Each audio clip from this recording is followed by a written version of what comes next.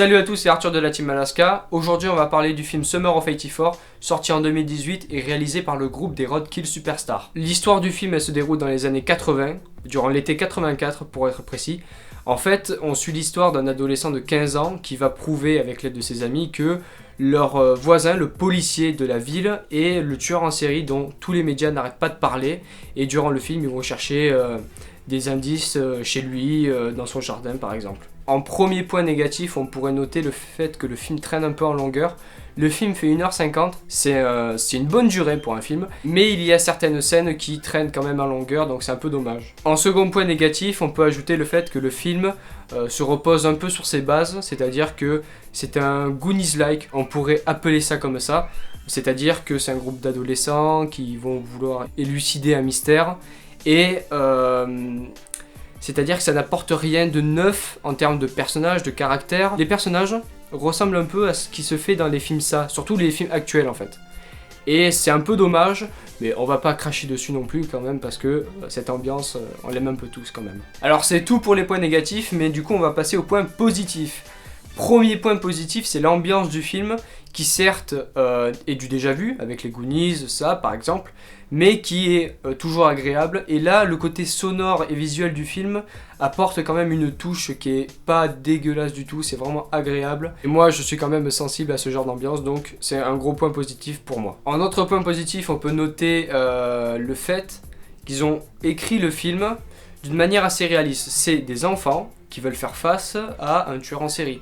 Mais le problème, c'est que le tueur en série, il est beaucoup plus fort, il est beaucoup plus malin, et en plus c'est un adulte, donc, techniquement parlant, ils n'ont aucune chance. Autre point positif, je peux vous assurer que quand vous allez arriver au générique de fin, vous aurez pris une claque. Autre point positif, on peut noter le méchant, qui est incroyable. C'est incroyable. C'est un teen movie comme on en faisait dans les années 80, et ils ont décidé d'ajouter un méchant qui est tout simplement crédible. Le mec, il est crédible, mais d'une force, c'est vraiment...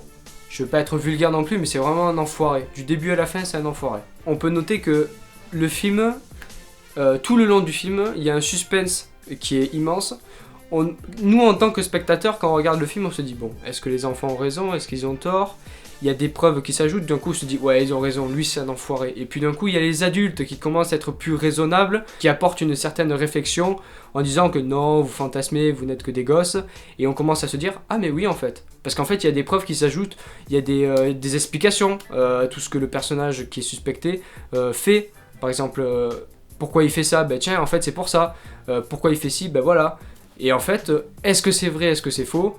À la fin, on le sait, et c'est un retournement de situation qui est incroyable. Du coup, on a choisi un camp à la fin, et c'est ça que j'aime bien, moi.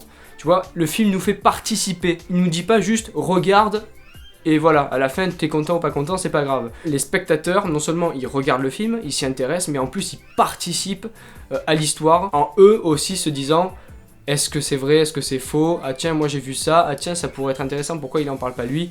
Il y a cette preuve-là, là, ouais, ils ont raison, non, il a tort. » Voilà. Et ça, j'aime bien. Ça, c'est du cinéma. Pour conclure, on pourrait noter un truc important, c'est que dans les jeux vidéo, quand un jeu est à monde ouvert où tu peux faire tout ce que tu veux, tuer, prendre une voiture, machin, on appelle ça un GTA-like. Je pense que ce genre de film, on pourrait les appeler les Goonies-like. C'est-à-dire que tu suis un groupe d'adolescents dans les années 80, et à la place de chercher un trésor, là, ils cherchent des pièces, des preuves pour confondre le tueur. Quoi qu'il en soit, je vous conseille vraiment de regarder ce film. Il est bien écrit, il est bien réalisé, il est beau visuellement, il est vraiment intéressant et il nous tient du début jusqu'à la fin, donc regardez-le, c'est le meilleur conseil que je puisse vous donner. Et en attendant, moi je peux vous conseiller de vous abonner, de liker, de partager la vidéo, et je vous dis salut.